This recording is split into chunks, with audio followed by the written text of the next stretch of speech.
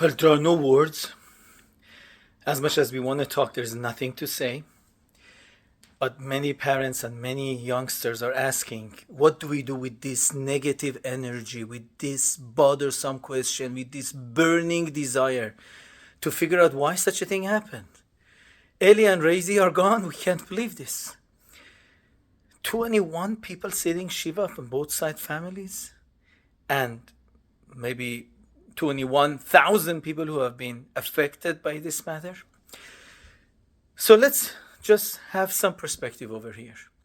It's known that the word lama in Hebrew could be changed to be written with different nekudot and be read instead of lama, which means why, lema, for what purpose.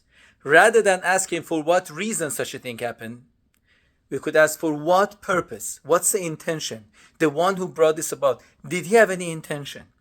We might never know the reason.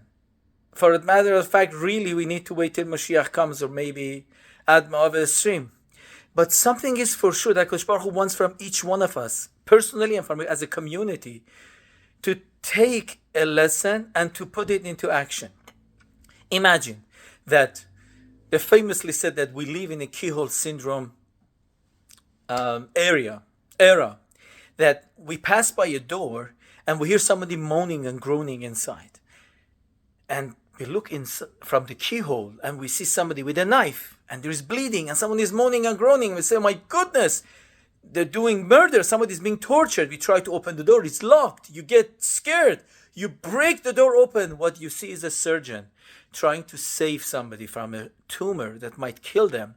But the patient cannot take anesthesia because it could also kill them. So they're trying to do their best.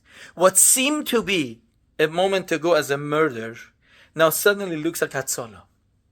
The difference is not what was happening inside the room, was my perspective. We are behind the door now, and there's no way to break the door. But one thing we know for sure, the person who's holding the knife, if we are told it's your father that you trust, I don't need to break the door. I could knock and say, Abba, what's happening? Abba, can I do something? But I know my father is behind the door. I trust him. So I try to figure out what could I do. So let's see if we could learn a lesson from their names. Eliyahu was a Kanai. Eliyahu Hanavi was a Kanai. Eliyahu Hanavi, somebody who took responsibility, initiative. He told HaKadosh Baruch Hu, Ribono Shel Olam, at the time that everyone else has left you, I'm there for you. I'm going to do the right thing for you. See in your community, in your family, in your neighborhood, is there a project you're going to start? Take the energy that we have, that energy that wants to know, say, I can't know. I do not know. But one thing I know, I'm going to put it into action. Meaningful action. I'm going to create zechuyot for the neshama of Eli Raizy and to bring nechama to the family and to the whole community, society at large. Do something. Be an initiator. Do something leman kalal. Raizy meant a rose, a shoshana. By definition, it means something which is pleasant to look at and is pleasant to smell. The aroma could entice you to get close and say, I want to be like this person. There is a noam. There is a beauty. There is a pleasant. How can you be a more pleasant person? In the way you interact with others, in the way you treat them, in the way you greet them. That's a chesed. That's being able to have good midot, to be able to impress others, making a kiddush Hashem, that people say, I want to be like you. And the last name, Nei Davud, in Farsi, Nei Davud means the flute of David, the instrument, the musical instrument of David HaMelech. And that's called Torah Utfilah. That was David HaMelech was all about. It's about increasing our learning. Eliyahu was teaching Torah, was learning Torah. We need to fill up that spot that's left empty now. Fill up the void. Adding to your learning, adding to your tefillah, adding to saying more tehillim.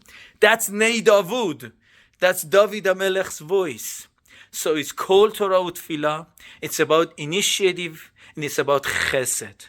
It's covering up Torah, Tefillah, Chesed, Gimilut Chasadim. Do something like that. I believe in every community we could do something. You could start a project and get others And it has been shown that once we take that energy that we have, that's so uncomfortable and awkward, and we turn it into something positive, some action that's meaningful, it has a segula beyond anything else to bring healing for our hearts, for the family, and for everybody else around us. And that's the time that in retrospect, when we look back, we feel we use this as an opportunity. Rather than asking, Lama, why? We said, Lema. What is it that Hashem wanted from us? What is it that Eli and Raizy wanted from us? If they would have been able to speak to us, what do you think they would want? Contemplate. I'm sure they can send a message to each one of us if we listen deep enough to be mitbonen and contemplate. And Be'ezrat Hashem should bring healing to all of us and all Klal Israel.